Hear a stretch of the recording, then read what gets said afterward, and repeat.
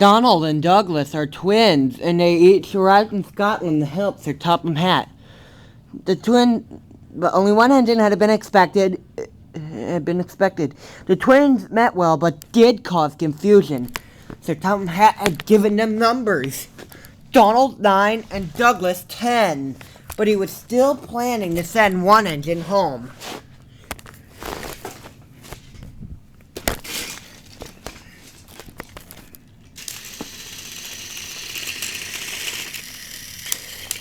There was a brakevan in the yard that taken a dislike to Douglas. Things always went wrong when he had to take it out. His trains were late, and he is blamed. Donald, his twin, was angry. "You're a muck-up nuisance," said Donald. "If to be left behind, I've been wanted." "You can't," said the brakevan. "I'm essential." "What are you?" Donald burst out. "You're as slight and annoyed when all's said and done. Spike Doggy would just take that." "Ow! Oh!" cried the van. "There's more coming, shall you misbehave?"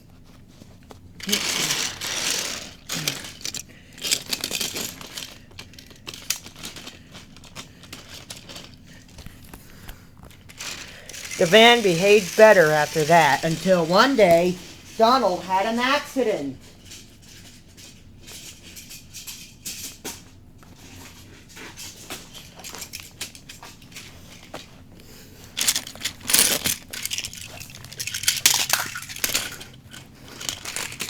The rails were slippery, and he could not stop in time.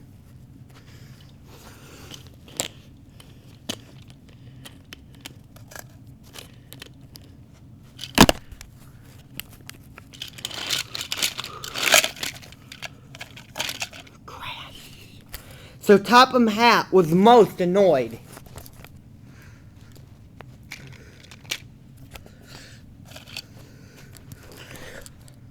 "I am disappointed, Donald.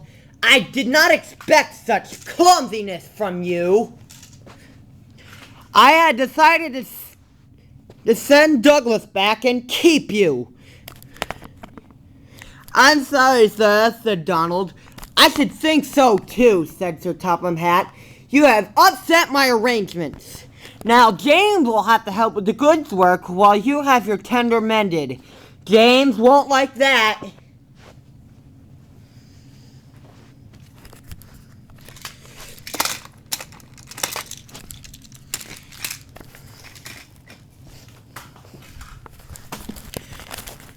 Sir Topham Hatt was right.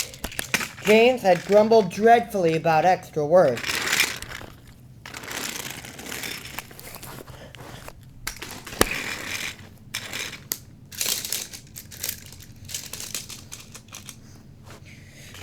Did hear that Donald had his accident on purpose," said Douglas. He said to James. "I hear tell about an engine of some tar wagons." "Shut up," said James. "It's not funny." He did not want to be reminded of his own accident. Well. Surely, James, it wasn't you. You didn't say." James didn't say, and he fled sulkily away. Sulkily away.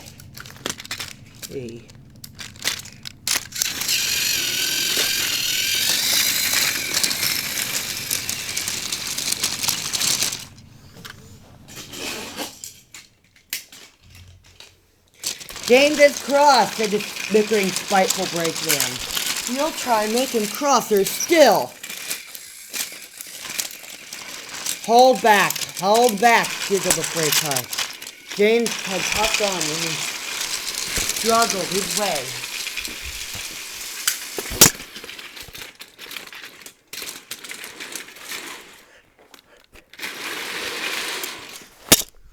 But luckily, Douglas was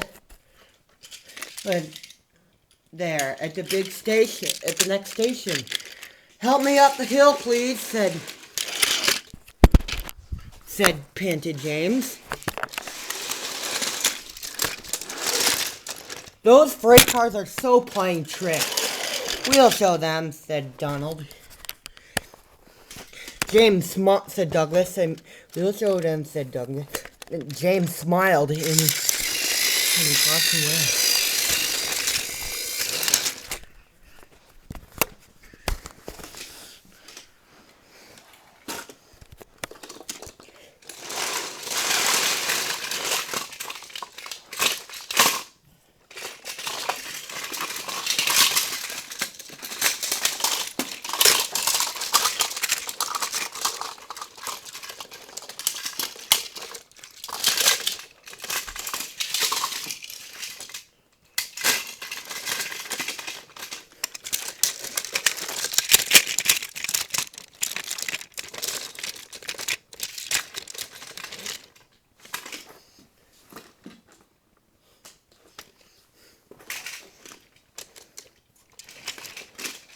Slowly but surely, the snorting engines had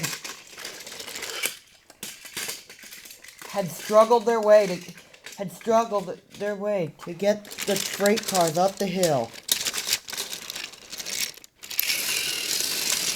But James was losing steam.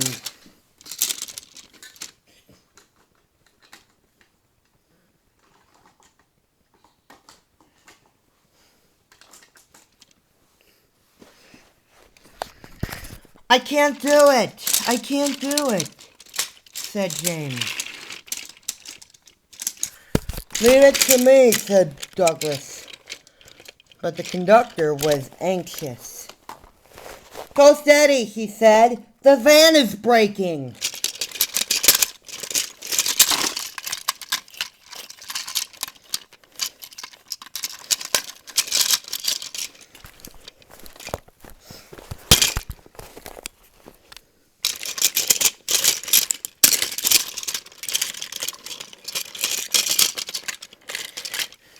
The van was in pieces.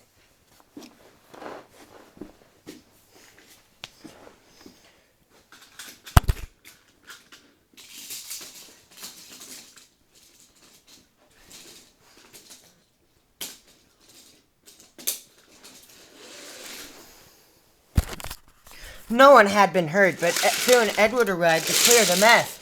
Sir Topham Hatt was on board.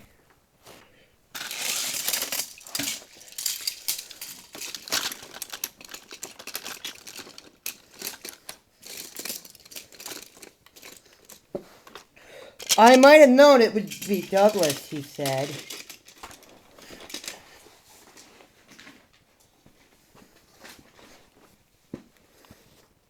Douglas was grand, sir, said Edward.